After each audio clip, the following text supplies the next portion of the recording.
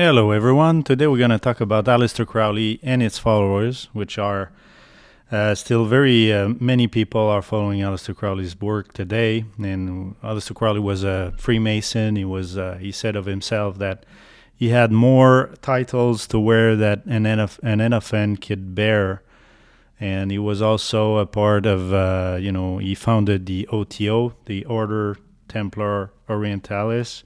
He was a part of Brotherhood of Saturn. He was a Freemason, and he invented, according to him, many religions. He said he invented a religion based on homosexuality, sodomy, and a religion based on heterosexuality, a religion based on masturbation. That's what he said. He said he had the greatest vision when he had the passive position during sodomy. And so this is who he is. He was born and raised Plymouth Brethren. Out of the Plymouth Brethren, we had the Puritans, eventually that gave birth to the United States when they arrived in the Mayflower there. And and so he was, born and raised Christian, but he rapidly, when he was young, he decided to part with his family, and he went all over the world, and his writing live on today. He was known to take a bath in the sewers of London, and he was doing that during the night. So he was a disgusting man. He was probably, most likely possessed by many, many demons. And so this is who he was. And we're going to look at this person here. He wrote the book, of course, the Book of the Law, which is basically... there's no law, according to him. You can do whatever you like, whatever you want to do. And his last words are very interesting, right? His last words were, quote, "I am perplexed," unquote, just before dying. And so I believe, yes, he needed to be perplexed because, of course, Lucifer was probably, putting out the veil that he deceived him with just prior to his death, and he realized how wicked he was and unsaved, of course. And so today we're going to have a look at this book, Magic in Theory and Practice, if you look at the 1968 edition. If you look at, more recent edition, you won't have all the quotes I'm quoting today. These books, you can buy them, used on the internet. They're going to cost you between $400 and $1,500 US if you want to buy them, but you're going to have the real thing. Page 95 here, which is the part which is incriminating. There he's talking about how to harvest energy from an animal, preferably a ram or a goat. And, according to the circumstances, here he's talking about, invoking Mars. If you want to invoke the god Mars, it needs to be a male animal. Now, if you... he's talking about how you can pause and read here. But here, if you want a purest form of energy, a male child of perfect innocence and high intelligence is the most satisfactory and suitable victim. So he's talking about a male human child here. And there's note 4 here. Let's read note 4. On note 4, it appears from the magical record of Frater Perdurabo that he made this particular sacrifice on an average about 150 times every year between 1912 and 1928. And and so that's it, man. You got it all. And he's talking about also the basilic and so forth. As the energy, according to them, right, you can read here, the energy is released, right? At the death of the animal, this energy is liberated suddenly. The animal should therefore be killed within a circle or a triangle, as it may be, so that its energy cannot escape. So it's all about energy, right? Animal magnetism, and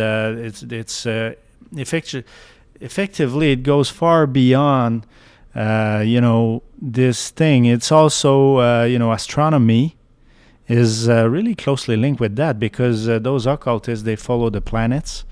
And when there's a planetary alignment or a square or rectangle in the sky. If you look at the software there, solar system scope or other software. You can see the configuration of the solar system, and they really rule the world in many phases. I mean, and so they predict many things according to the planetary alignments, and it's all about energy and planetary alignments. It's planetary alignments is also about energy. It's about the electric fields and so forth. It's all linked. It's all the same. It's all the same. How do you call that? It's all the same doctrine, the same religion, the same science. Yeah, it's the same science.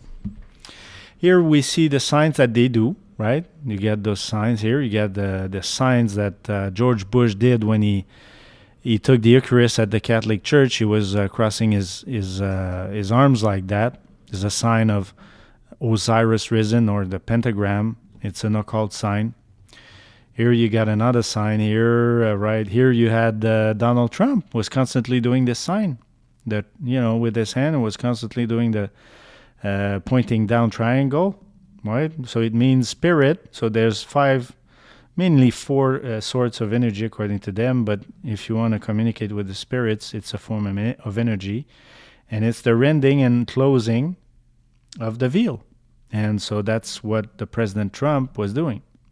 And so we've seen that is common as well. This is the Baphomet is doing that as well. The Baphomet, so is the trident. So it's all occult. So we're going to talk about this lady here. She's 74. Her name is Marina Abramovic. She's a famous occultist. We've seen her many places. We're going to look at that. And she wears here on the Wikipedia page, she's wearing a cross of Malta. So we can reasonably think that she's a member of the Sovereign and Military Order of Malta, because this is their symbol. This is their logo. This is their decoration that she wears here. So she's probably knighted, a Knight of Malta. These knights are directly in link with the Pope through one cardinal. It's not secret. You can see it online. Ronald Reagan was knighted in the Sovereign and Military Order of Malta. I've put it on my YouTube channel. You can see it. And so she is an artist. So she's doing many kind of art according to, artist, I guess. What she does is art. So we're going to look at her art and how this art is linked with Aleister Crowley. So we're not going to look at these. She's doing many pictures you can see on Google where we can see her doing these, maybe half naked and with serpents and so forth. You can see her breast, and nearly all naked when she was younger. On the internet, you can see her in many places. We're going to look at these symbols, right? Those symbols are Freemasonic symbols, Illuminati symbols, the one eye symbol. We're going to look at that. So we've looked earlier at page 95 of Magic in Theory and Practice. They talk about basilic. Now, hear her with the snakes everywhere. So it's art according to them. This is art according to them, right? So I don't see art, but according to them, it's art, right? Don't remember that their philosophy or doctrine is that the animals, they have energy and they want the energy of the animals.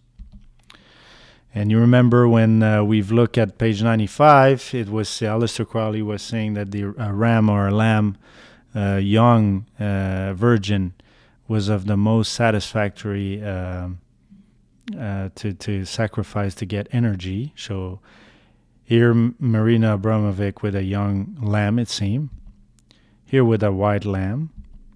Here she's doing the the whitened elk or deer symbol, which is the symbol that you can see everywhere on many films, particularly the film maybe 5-10 years ago named Annabelle, right from The Silence of the Lamb.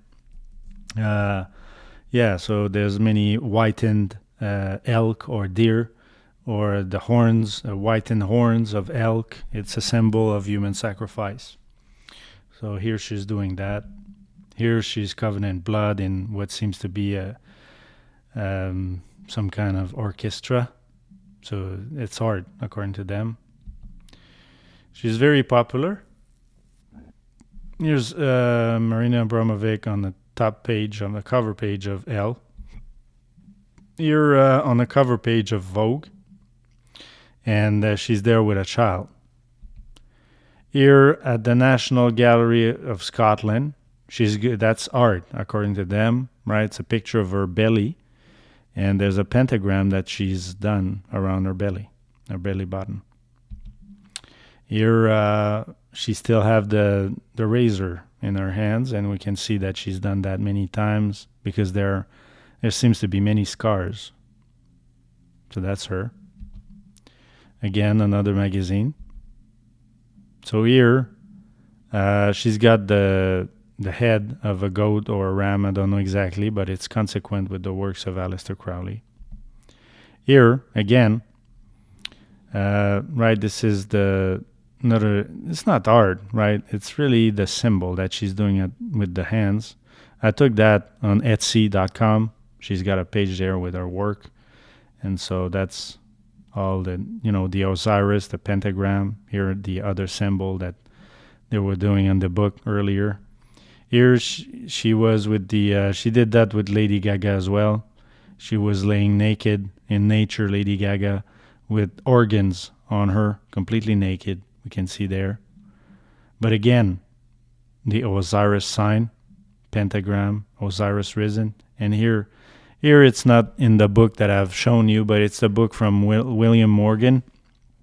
William Morgan that lived in 1820s. That was killed for bringing out or writing the book, which was denouncing the symbols that the Freemasons are doing. So she's doing a Masonic here symbol, which is warning symbol or distress symbol. That's what it means. And so it's all occult. It's all consequent with the works of Crowley and of Blavatsky as well. It says that in Isis Unveiled, the Jesuits created the Freemasonic rituals. So it's all occult, satanic. That's all it is. Here again, on the front magazine of Dust, here in French, we see that Dust has decided to take another turn. And the fourth edition of this magazine, and they're doing another turn. That's what it says. And here we got Abramovic with a kid. We got the real picture here. So according to the doctrine of the Satanists, this poor kid was probably sacrificed after, and we cannot see his identity, right? Because she's hiding the eyes of the kid. Here we see also Abramovic partners with Microsoft. So we're going to have a look at that now. Look at Microsoft, what she did with Microsoft. So let's have a look.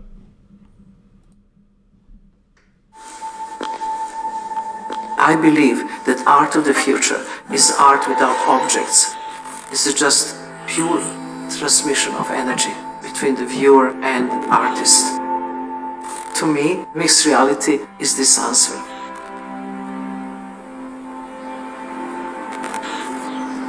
This was a unique opportunity to take the most legendary artists working now and capture them in such a way that they are translatable forever. If you're a collector, you're trying to find works that break new ground. We here at Christie's believe that this is that. And it will be the first time that a mixed reality artwork is sold at auction. There was always a question what you buy when you buy performance. You buy the video or you buy the additional photographs.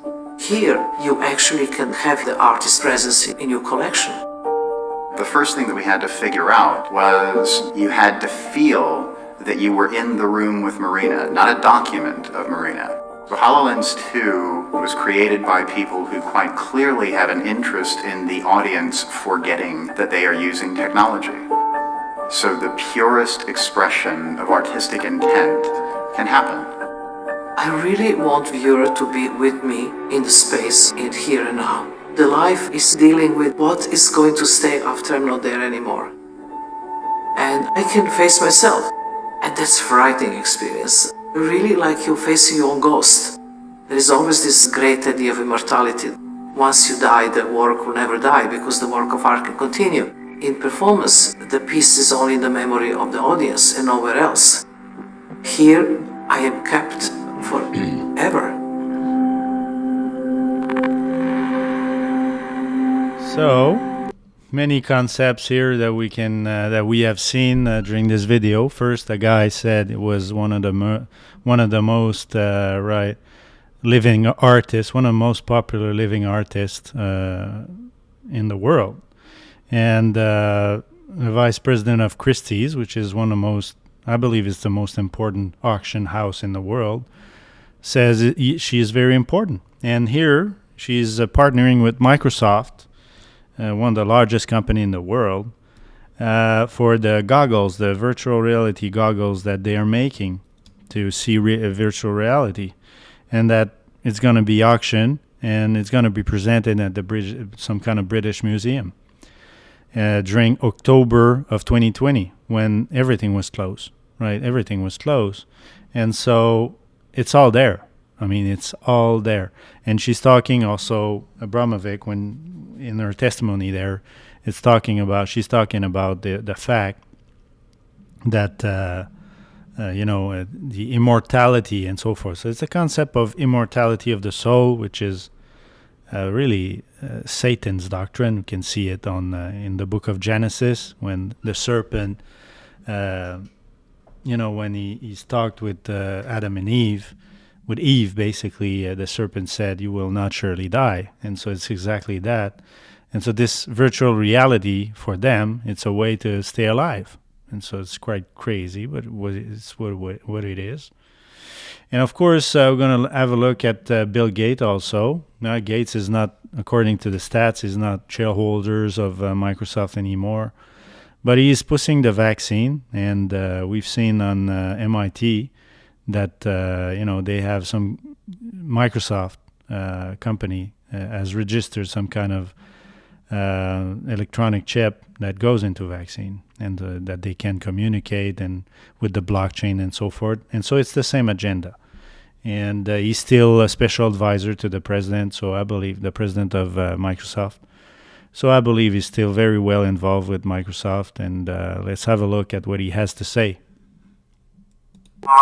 Things like reducing childhood death and improving the nutrition. So it's a chance for travel to Africa, meet with scientists. We see a lot of things that are going very well. Things like reducing childhood death and improving the nutrition. So travel to Africa, meet with scientists. We see a lot of things that are going very well. Things like reducing childhood death and improving the nutrition. So it's a chance to travel to Africa, meet with scientists. We see a lot of things that are going very well. Things like reducing childhood death and